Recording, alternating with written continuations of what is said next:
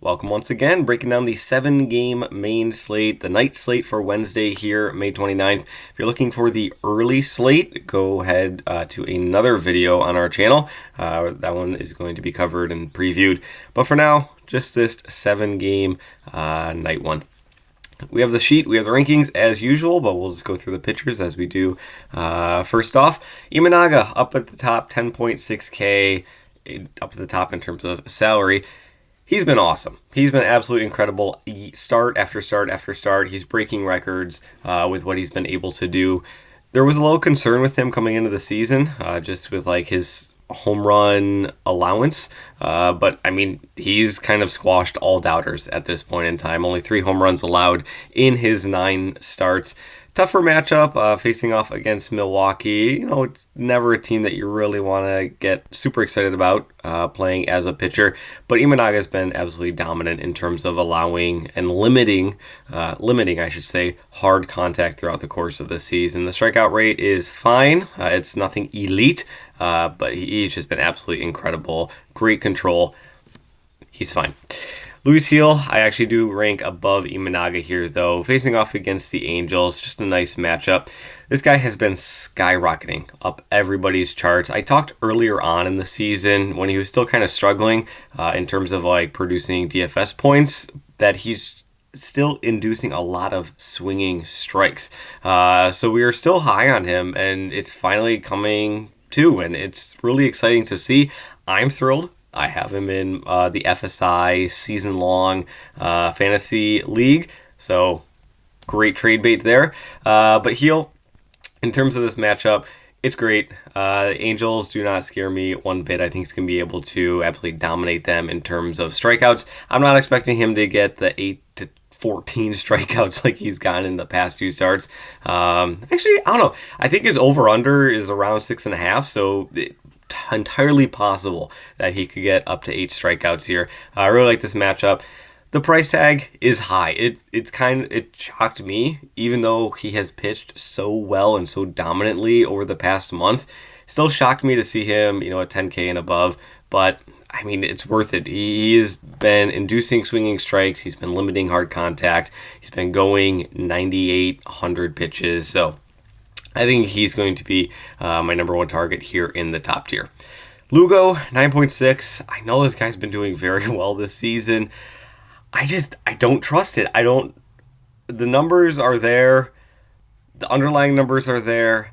For some reason in my brain, I don't believe it yet. Luis Gil, I fully believe. He's been getting those swinging strikes, and he's been getting the numbers that are sustainable over the course of the season. Lugo has not been there. He doesn't have the strikeout rate of Gil. He doesn't have the swinging strike, the whiff rate of Gil, and some other elite pitchers. So while the surface numbers look fantastic, and I'm not saying he's a bad pitcher by any means. He's been absolutely dominant. I just don't trust him. I have some hesitations with him in this matchup. So I think Minnesota could be a nice GPP matchup or a GPP play if you do go that route. I'm not saying he's a fade by any means. He's certainly in play, but I would definitely take Gil over him. And I would even take Imanaga over him as well, even with that inflated thing.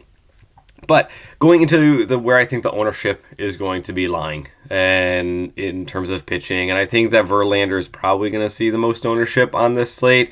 We're talking about a right-handed pitcher with strikeout upside facing off against Seattle.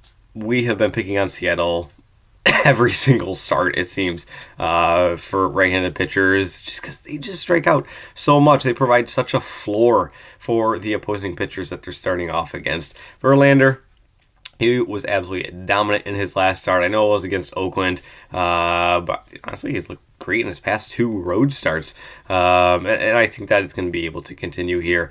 You get a very reduced price tag compared to guys like Gil and Imanaga. So you are going to be, saving salary so you can get those higher price bats. We're going to be talking about Toronto, we're going to be talking about the Yankees, and we're going to be talking about Coors Field. So you're going to be wanting to look for a little bit of value here at pitcher. You're not going to be going double ace, and I think that Verlander is probably going to be seeing quite a bit of ownership here tonight. On the other side of that matchup, you do have George Kirby. I'm honestly not too interested in George Kirby here. He doesn't strike. He doesn't have a great strikeout rate. Houston doesn't strike out really as a team at all, so that lowers it even more. So it wouldn't shock me if, even with like a little bit extra BABIP luck, that Houston can come out as one of the GPP darlings here tonight in terms of doing very well. Kirby, he doesn't walk a lot of guys. Like that's kind of been his MO for his career, is that he's just got such a low walk rate. He just keeps on pounding the strike zone. When he pounds the strike zone, he's facing off against a team that doesn't strike out quite a bit. With some bad BABIP luck for Kirby, it could get ugly here kind of quickly. So I don't really have too much interest in Kirby, especially when you got Verlander right there at the same price. And then you have a guy like Manoah facing off against the White Sox, just shy of him, but in the same price tag. What Manoah shows up, Manoah has been Jekyll and Hyde in terms of like when he was in the minor leagues earlier on this season. He was awful on some starts, but then on the other starts, he was 7 innings pitched, no earned runs, was taking a no-hitter in the minors into that 7th inning. And then he gets to the majors, and he's been Jekyll and Hyde once again. 2 starts have looked atrocious. 2 starts, he's looked absolutely dominant. He's got a nice matchup here facing off against the White Sox. It wouldn't shock me if he has more of the does very well during this start. The White Sox, they've been doing much better as of late. I got to give them a little bit of credit here.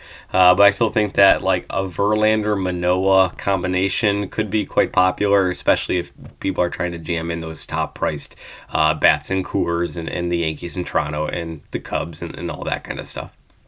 Ober, he's kind of there. It's kind of like a leftover scrap. I feel like I don't have to talk about him too much in that regard. So you can kind of see this is where things are shaken out.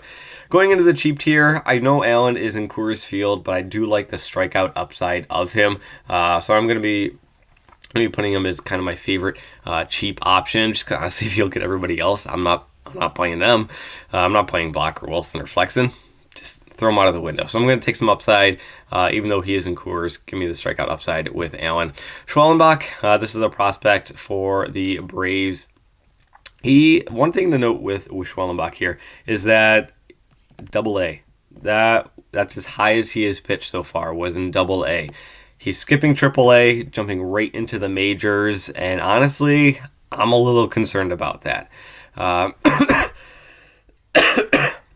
Excuse me. He was awesome in the minor leagues. He was awesome in AA. Being awesome in AA and being good in the majors are 2 completely different skill sets. So I don't know what to expect from him. He's on the list just because, he is a higher, prospected name in the organization. So maybe he comes out and does very well. But maybe he comes out and, the nerves get to him, or even just the first time that he's facing my major league hitting, or even AAA hitting and above, he gets absolutely shelled. So you can see I do have Washington as one of my favorite GPP spots here tonight. Anderson, honestly, he's more into like the no interest fade category. I almost want to put a gap in, like put Anderson down here and slide him over there. I forgot to talk about Gore here. Gore's facing off against the Braves. Again, Braves, no Acuna, like big bat that is missing there. I don't really have to talk about that at all. But Gore, he struggles against, those hard-hitting righties, guys like Ozuna and guys like Riley. After that, I don't know. Like there's Duvall there. Murphy is back. But, man, I feel like Gore could be a nice, GPP option. The Braves lineup is looking a little bit less intimidating with Acuna not in the lineup. And then, they have their lefties with Harris. I'll be switch hitting, but like Olsen and Harris, like lefty pitchers, I think could do fairly well against this lineup here moving forward with Acuna out. So I think Gore could be, somebody that you could be looking into for pitching. So yeah, that's kind of where I think everything is going to land in terms of the pitching side. Verlander, I think, is probably going to see the most ownership here. Manoah, I could see seeing quite a bit of ownership and just pairing these two together, just so you can get those top bats of the expensive bats of Coors in Toronto. But I really do like Heel and Imanaga. Lugo, he's fine. I don't know. just don't trust it. I don't know why. I just don't trust it, though. All right, heading over towards the bats. Let's shake it up a little bit. We'll start with some GPP here in this video. We always start with the top. We'll go with GPP. Washington, already talked about them a little bit in terms of facing off against Schwellenbach.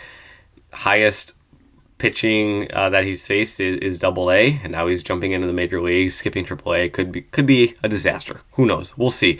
But obviously, with any Washington stack, you're going to be starting off with C.J. Abrams here. But I'm going to be targeting some of those lefties. Jesse Winker for sure. Rosario, 3.5K.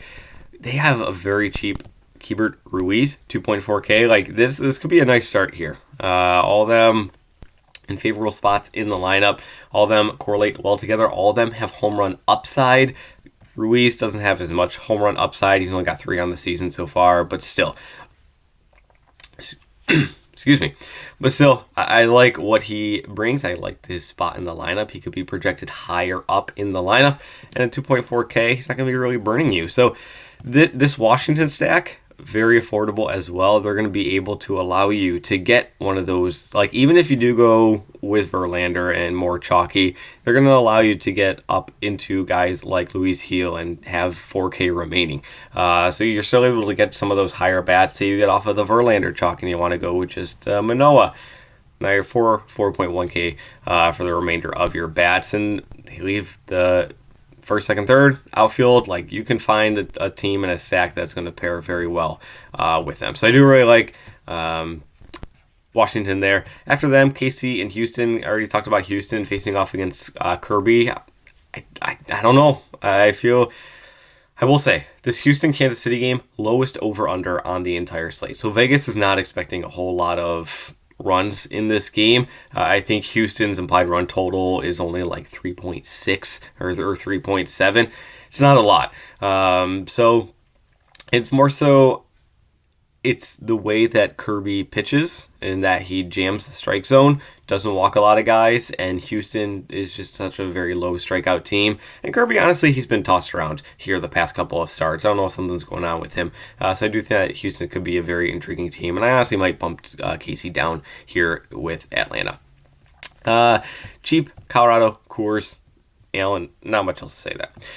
Let's go towards the top. Cleveland and Coors, I mean, they came through last night for us. They're hopefully going to come through again. They're facing off against Flexen. They're facing off against Block. Just put everybody from Cleveland.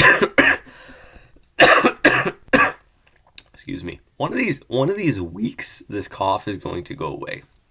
I don't know when, but it's going to. Jose Ramirez, he's been the hottest bat in baseball over the past 2 weeks or so, and it just keeps on coming. 6.4K is a wild price tag, but it's certainly justifiable. Fry, thankfully, he's got that outfield eligibility, but he's pricey at 5K. It took a lot of his ownership away just because of how expensive he was last night, but he came through. For those that did roster him, he did have a home run, went 3 for 5, 33 DK points. Yeah, you can never expect 33 DK points out of a batter, obviously, but 5K, he's certainly going to be in play as a nice righty-lefty matchup. Manzardo, he was seeing a lot of, interest yesterday as like one of the favorite, cheap punt plays. And again, he came through. It is a lefty on lefty matchup here, but if he is in the lineup at 3.1K, he's going to be intriguing. If he is in and he's seeing like quite a bit of ownership and talk around the industry, maybe a pivot to Naylor. It still gives you exposure to Cleveland, but it gets you off of because they're the same position eligibility. And people are like, oh, Manzardo, he's a cheap value option that gives me exposure to Cleveland. I'm jamming him in. That means that they can't get to Naylor, and Naylor's ownership percentage drops way down. I know, again, he's going to be a lefty-on-lefty matchup, which is less than ideal, but lefty-on-lefty doesn't really matter. We're talking about Coors. We're talking about a bad pitcher in block. So Cleveland, they're going to be your number one. After that, Toronto, Cubs, Yankees, I kind of rank them all very similarly. It wouldn't shock me if Toronto gets the most ownership here. They're heating up of late as well. I mean, they've had a handful of games where they scored 8, 9, 10 or more runs here over the past 10 days. So they're looking really well. Guerrero, obviously he's been leading the charge there. Varsho, a nice lefty-righty matchup here against Flexen. He might be my favorite bat on this Toronto side if I'm going to be going in that direction. Schneider, I really do like him, even though righty on righty. I like the power that he can bring. Even against a right-handed bat, he's certainly going to be in play. So like Varsho, Schneider, Bichette, and Vlad might be where I would start, like with the 4 if I am going to be going with this Toronto stack. I could see them being quite popular just because of how affordable that they are. After them, Cubs facing off against Wilson. Bellinger, top option. Enough said. Talkman, he could be leading off here at 3.9K. Could be a nice value play, even just as like a one-off if you do want to go in that direction. And then the Yankees are the Yankees. We know the top bats from the Yankees that we're going to have interest in. And honestly, I feel like after Cleveland, Toronto through the Yankees here, are all very similar in terms of my interest. I like them all. So yeah, so that's kind of where things are going to be shaking out. Cleveland, very expensive, but I mean, there's Verlander and Manoah who you can jam in and certainly get there. There's a lot of cheap options with Washington or one-offs from the Cubs or the Yankees who are going to be in nice spots as well. So good luck in your contests as always. Thank you for watching. Hit that subscribe button. We are trying to get to 5,000. We're getting close. We're at over 4.9K. So yeah, good luck in your contest. Thanks for watching, and we'll see you in the next one.